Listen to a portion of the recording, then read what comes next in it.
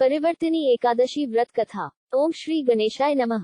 युधिष्ठिर कहने लगे कि हे भगवान, भाद्रपद शुक्ल एकादशी का क्या नाम है, इसकी विधि तथा इसका महात्म्य कृपा करके कहिए। तब भगवान श्री कृष्ण कहने लगे कि इस पुण्य, स्वर्ग और मोक्ष को देने वाली तथा सब पापों का नाश करने वाली उत्तम वामन एकादशी का महात्म्य मैं तुमसे कहता हूँ, तुम ध्यानपूर्वक सुनो। यह पद्मा परिवर्तिनी एकादशी जयंती एकादशी भी कहलाती है। इसका यज्ञ करने से वाजपेय यज्ञ का फल मिलता है।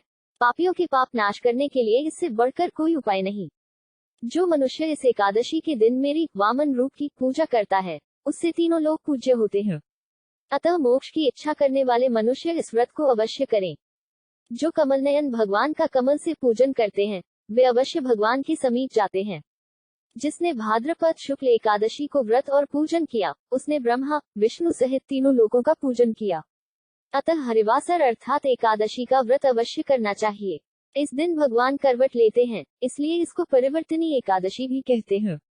भगवान के वचन सुनकर युधिष्ठिर बोले कि भगवान, मुझे अतिसंदेह हो रहा है कि आप किस प्रकार सोते और करवट लेते हैं तथा किस तरह राजा बलि को बांधा और वामन रूप रखकर क्या क्या लीलाएं की। चातुर्मास के व्रत की क्या विधि है तथा आपके शयन करने पर मनुष्य का क्या कर्तव्य है, सो आप मुझसे विस्तार से बताए।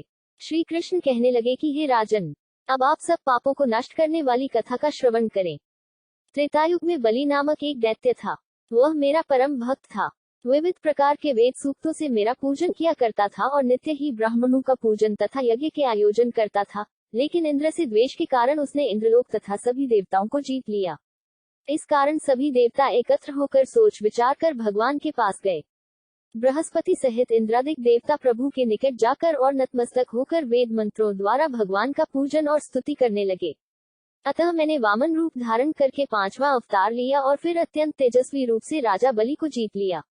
इतनी वार्ता सुनकर राजा युधिष्ठिर बोले कि हे जनार्दन, आपने वामन रूप धारण करके उस महाबली दैत्य को किस प्रकार जीता।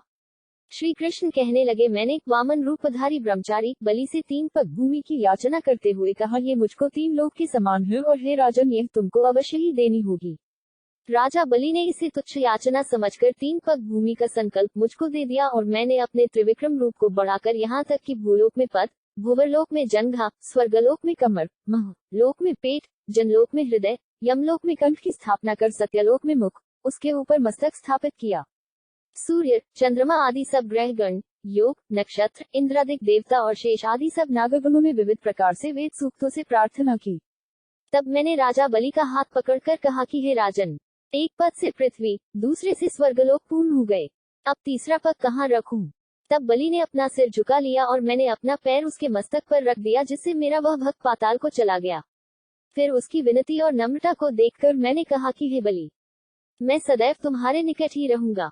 विरोचन पुत्र बलि से कहने पर भाद्रपद शुक्ल एकादशी के दिन बलि के आश्रम पर मेरी मूर्ति स्थापित हुई। इसी प्रकार दूसरी क्षीरसागर में शेषनाग के पष्ठ पर हुई। हे राजन, इस एकादशी को भगवान शयन करते हुए करवट लेते हैं, इसलिए तीनों लोकों के स्वामी भगवान विष्णु का उस दिन पूजन करना चाहिए। इस दिन तांबा, चांदी, चावल और दही का दान करना उचित है। रात्रि को जागरण अवश्य करना चाहिए। जो विधिपूर्वक इस एकादशी का व्रत करते हैं, वे सब पापों से मुक्त होकर स्वर्ग में जाकर चंद्रमा के समान प्रकाशित होते हैं और यश पाते हैं। जो पापनाशक इस कथा को पढ़ते या सुनते हैं, उनको 1000 अश्वमेध यज्ञ का फल प्राप्त होता है। बोलो जय श्री हरि।